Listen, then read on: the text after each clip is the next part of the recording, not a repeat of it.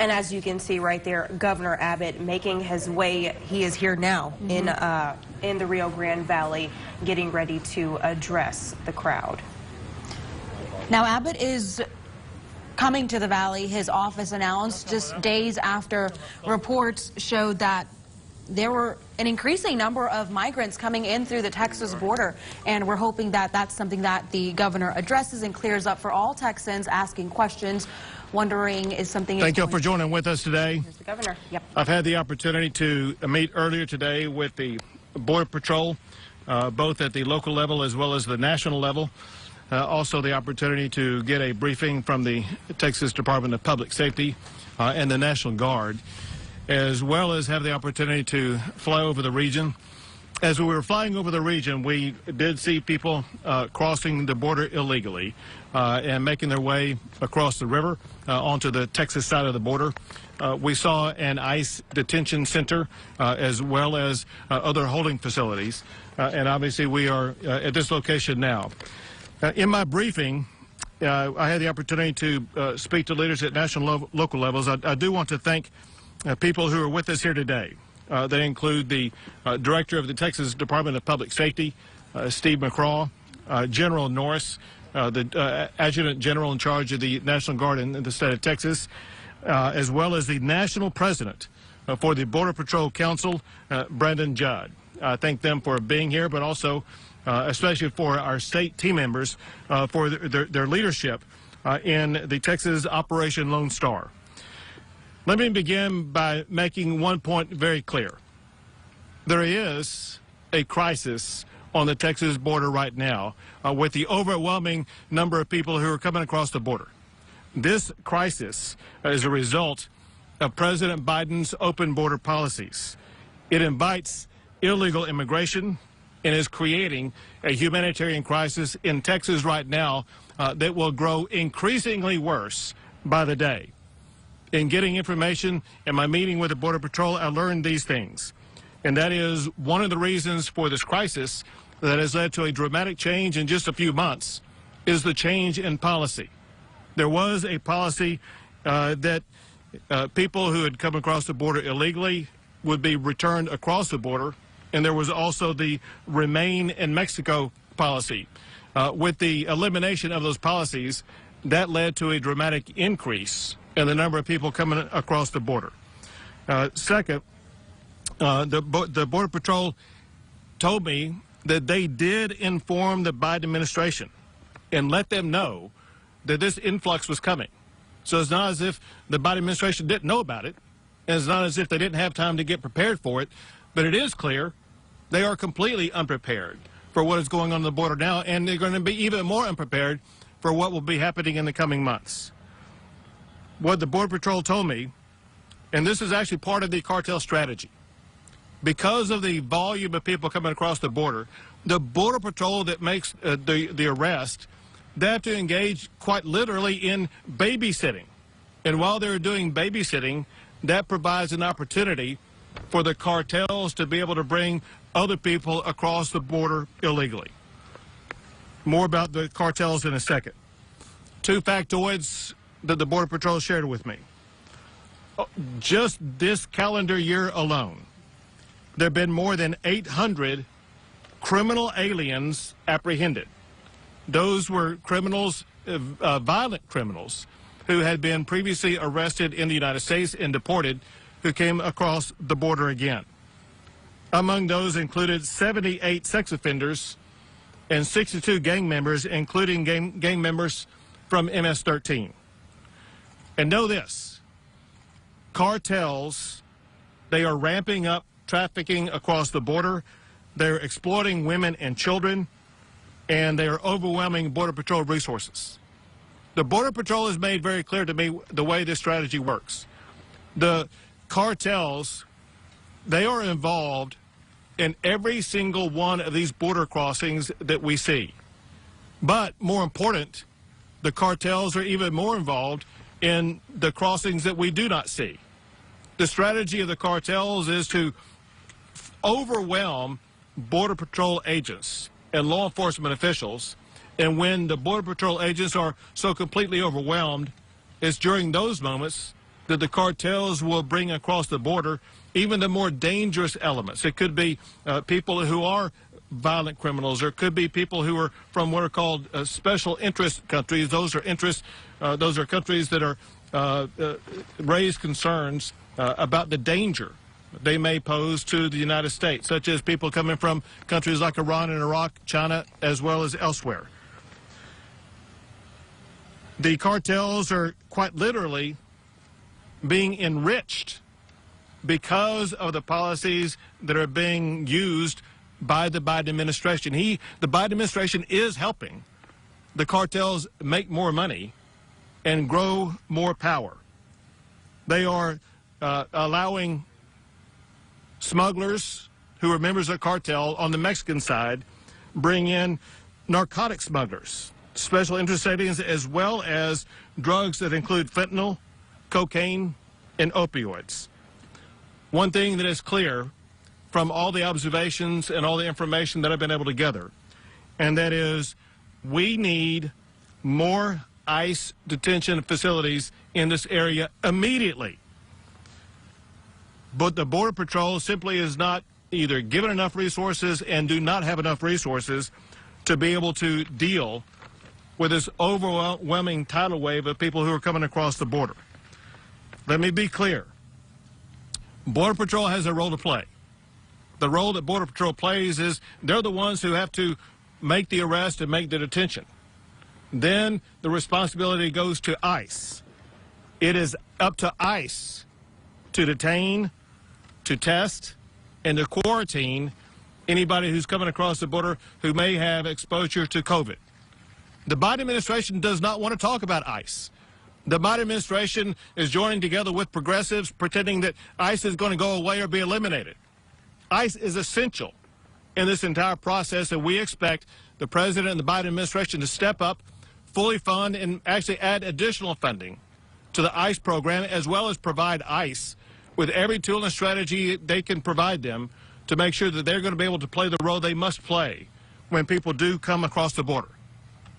Also, let me make this very clear, because what I'm about to tell you is maybe one of the most reprehensible things I've heard this whole time.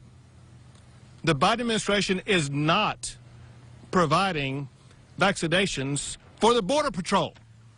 We have Border Patrol officers whose lives are on the line on a daily basis and hourly basis. And the Biden administration will not step up and provide those Border Patrol officers with the vaccinations they need. The Biden administration should surge vaccines to Texas, to all men and women on the Border Patrol this week, and ensure that every Border Patrol officer in the state of Texas will be vaccinated this week. Anything less than that is the epitome of inhumanity. It's also clear, and it's been clear long before this administration, that the border-related issue is the federal government's job. But Texas is not going to shy away from stepping up and filling the gap that the federal government has left open. I've told you some of the stories, and there's so many more. My phone has been ringing off the hook from ranchers in this region and regions west of here about the dramatic increase in the number of people who are crossing their ranches and causing mayhem on their ranches. You got business owners, you got homeowners whose lives are being completely disrupted. And the Biden administration does not care about those ranchers, those homeowners, and the peoples whose lives are being disrupted. He does not care about Americans. He cares more about people who are not from this country. I need the Biden administration to step up and start providing the safety and security that Texans and Americans deserve. What Texas is doing, with the help of the Texas National Guard as well as with the Texas Department of Public Safety, we've launched Operation Lone Star. This is an operation that's going to be similar to what we've done in the past, where we provide a surge of resources to the border. The reason why you see these patrol cars lined up behind us, because that is exactly what the Texas Department of Public Safety has done in the past whenever we've seen the surge of people coming across the border. This is an example of what you're going to see up and down the border. And let me be clear about something. One reason why we are surging Operation Lone Star at this time is because we know what is coming behind all the people who are crossing the border today. And that is the caravans that are seeking to come here. And Texas is sending a message to any caravan and to any cartel member. We're ready. We're waiting for you. If you dare step into the state of Texas, Texas will use every tool and strategy we can to arrest anybody who's violating the law, to put behind the bars anybody who's violating the law, to make sure that the laws in the state of Texas are going to be enforced. If you're a caravan or you're a cartel, you better take your activities to some other place because they will not be accepted in Texas. We will work to step up and try to fill the gap that the federal government is leaving open by making sure that we deploy every resource, whether it be Texas Department of Public Safety, National Guard, whatever we need to do. Texas is going to fight for the safety and security of our state. To help provide you more information about that, I will call up now the Director of the Texas Department of Public Safety, Steve McCraw. Governor, thank you for your leadership. Clearly, make no mistake about it, the cartels, as the governor said, are trying to exploit Border Patrol by overwhelming them. When they do, they move methamphetamine, cocaine, marijuana, heroin between the ports of entry, plain and simple. And they move ammunition and weapons south, and they also move cash south. It's plain and simple. And there's no question that Border Patrol, properly resourced, properly staffed, equipped with the right equipment and technology, can secure the Texas-Mexico border. As the governor said, it's a sovereign responsibility for the federal government to do so.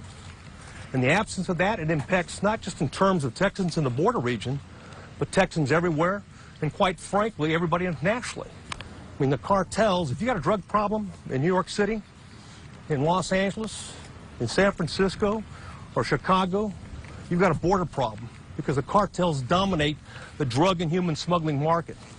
And I can tell you another thing. As long as cartels are allowed to lure, to entice, to bring women and children, into the United States, they'll be preyed upon.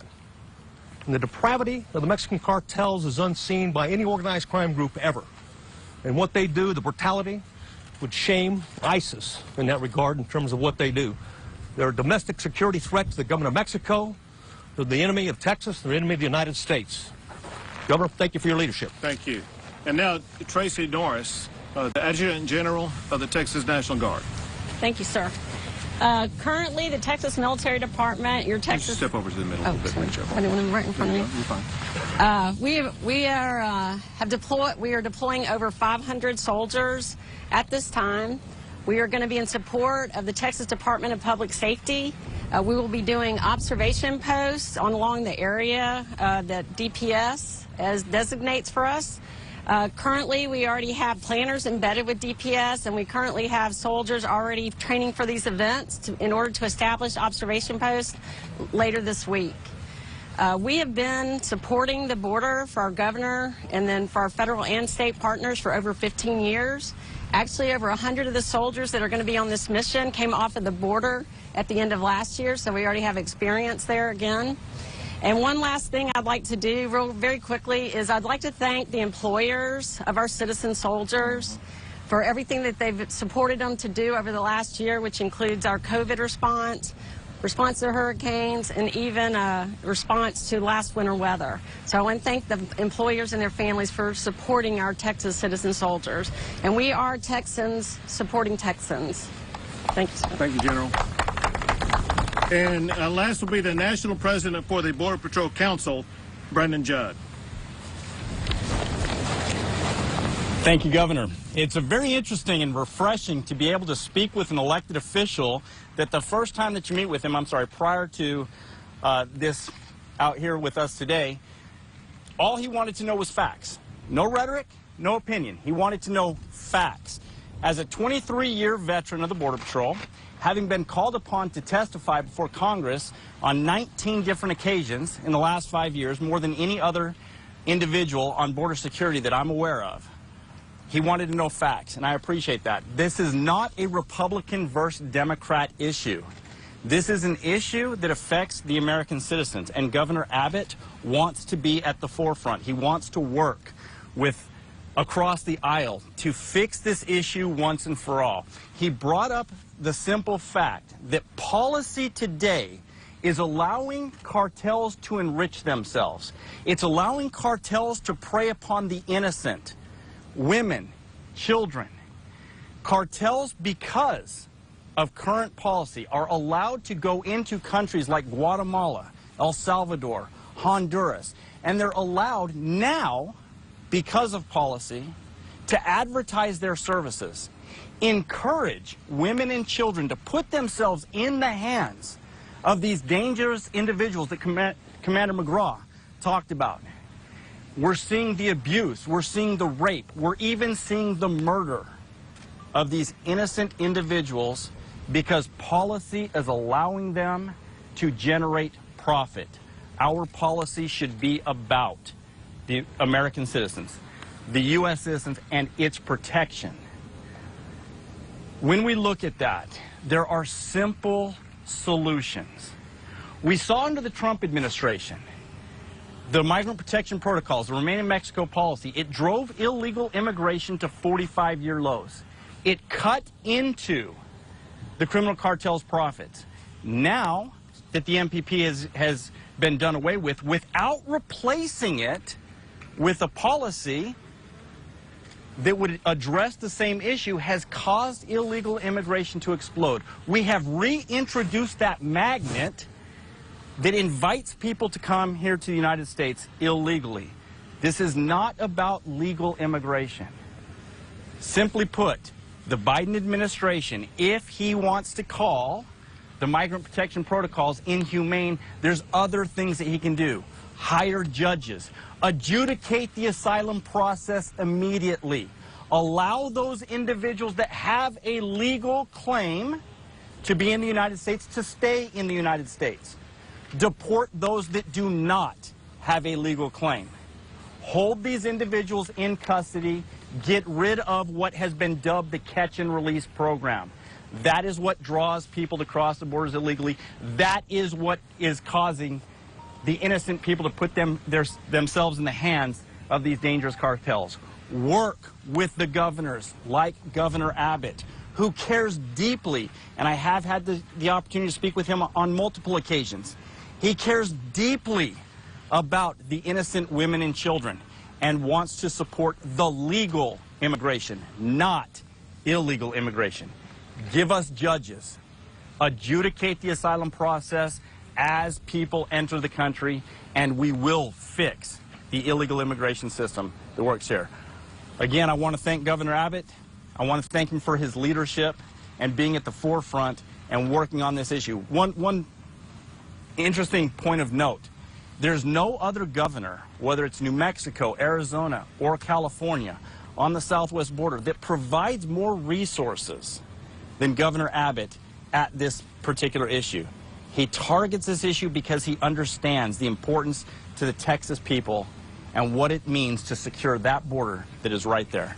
Again, Governor, thank you very much. Thank you. We're going to take questions here in a second. 1 second. I want to talk about two other facts real quick, and y'all come on up here. Two other facts. I want to thank you for recognizing the resources that Texas is providing. It's very important that I also emphasize that the reason why we have the resources that Texas can provide is because the Texas legislature funds those resources. So I express my gratitude to the Texas legislature for stepping up to address this problem that their constituents are so concerned about. The last fact is this. I was told this in our meeting earlier, and it shows you how much the problem has escalated this year. I was told that in all of last year, in the Rio Grande Valley sector, there were about 90,000 apprehensions. I was told that already this year, in just, January, February, and half of March, there have already been 108,000 apprehensions. And so you can see that we are on a scale where it's going to more than double or triple or maybe quadruple or quintuple the number of apprehensions made just in the Rio Grande Valley sector alone because of the new policies of the Biden administration. With that, I'll take a few questions. Governor, are you going to accept federal government offer to use grant money for COVID tests for migrants? So that is what you call a deflection by the federal government. Because the federal government has the money, they can fund to federal programs to do that. The way that is done, the entity that's in charge of retaining, providing testing, and quarantining any migrant who comes across the border is ICE. The Biden administration refuses to talk about ICE because they want to pretend it's going to go away. But they can provide that funding, the testing supplies, and equipment directly to ICE, and it's ICE that administers those tests while the people who are here illegally are in holding. And I fully expect the Biden administration to stop playing word games and stop and do their job. Immigration is a federal government responsibility. The federal government has the responsibility to fund the testing of anybody coming here who does have COVID, and it is ICE, not the state of Texas, responsible for administering those tests.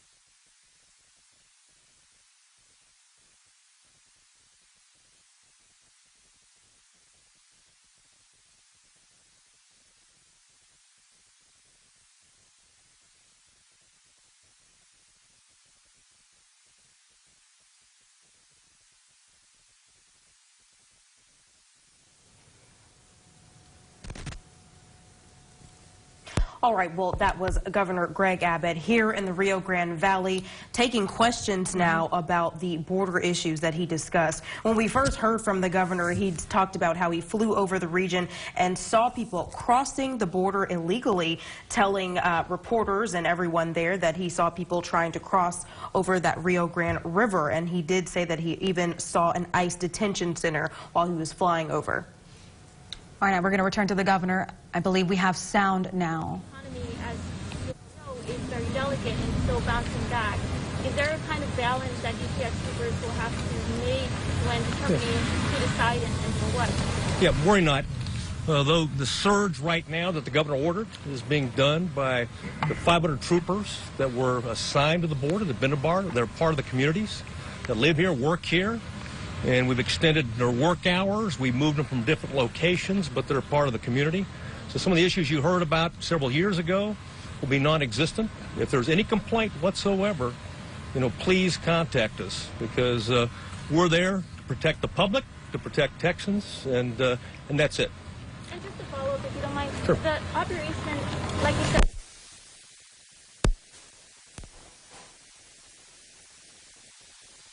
So over nearly 1,200 officers that are being used, and the governor has a discretion to deploy within those border regions. At any given, I'll put a caveat there. We may need to, the governor may need to direct us to put more resources at certain locations that are based for a number of reasons that Border Patrol can't properly staff it. So that's a public safety, but I can assure you that the manner, the way we do these operations is really about crime prevention. It's not enforcement. It's not writing tickets, not citations, not DW. It's about crime prevention, and the best way you do that is at the river, and your highly visible resources, including troopers, but also tactical boats, special operations group, and we leverage technology, not like that UAV you see back here. We're using those as well, the aircraft that the legislature provided, the governor supported in terms of helicopters, fixed aircraft, so they have given us some resources that we can use all those capabilities the department does. Also, Jose, I want to answer both of these questions also. It's very important to understand that what the Texas legislature has done, they provided every session $800 million for the state to be able to address the border crisis. And through that $800 million, it has allowed the Texas Department of Public Safety to hire additional officers dedicated for the purpose of focusing on the border. Second, I want to send a message to Starr County, to Hidalgo County, to Cameron County, to every county.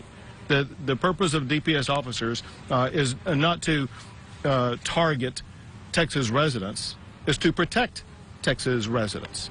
And they are here to make sure they do everything they can to go after the cartels and the cartel activity and making the community safer for Starr County, for Hidalgo County, for Cameron County, etc. Governor, at the beginning of your remarks, you mentioned that you saw when you were flying over some migrants crossing over. Can you describe what you saw in a specific? Sure. So we saw as they were departing a raft, and a count that was made by the helicopter pilot, there were about 21 people in this particular group, and it looked like it would be what would be categorized as family units. They were groups of adults and some kids of different ages. The reason why I say so-called family units, I don't know if they're family members or not. We do know that sometimes they are family units, sometimes they are children who do not belong to a family, but it was both adults and children, a total of about 21 people. And this was, they were walking up a dirt road after getting off a raft that was pulled back to the Mexican side. Just to follow up on that, over the weekend we saw this visit with Secretary Mayorkas, and as it was stated earlier, no media was allowed to be part of that, and nobody knew. We sort of found out at last minute. Does that send a message that the federal government in some way is sort of hiding what's taking place on this? I do believe that the Biden administration wants to downplay the severity of what's going on. And that's clear from the fact that, from my knowledge, the president has not recognized the role that ICE plays in this entire process. Another thing that we saw in our helicopter ride was that we saw the Ice Detention Center. And it's a very large facility. And that is exactly what the federal government has to fund with the dramatic increase in the number of people who are coming across the border. However, because of federal laws, it is essential that the federal government also provide additional funding for judges, for magistrates who can adjudicate all of these cases to comply with the timeline standards that are required by the federal laws. 2 more questions. Okay, I have a question. Follow up on that? So why aren't agents getting vaccinated with first responders? So Border Patrol agents, obviously, they work for the federal government, and they should be provided vaccines by the federal government. The federal government has made a priority of vaccinating other federal employees that are not on the front lines, like the Border Patrol. And that's why I have this expectation that the Border Patrol agents who are on the front line be treated like other federal employees who've already been vaccinated by the federal government. And that's why I demand that the president send vaccines to the Border Patrol this week to vaccinate our Border Patrol agents. Last question. If you were president in 2024, which some of us hope that you are, what's the first thing that you would do to enact something down here? Secure the border, period. Thank you. Thank you.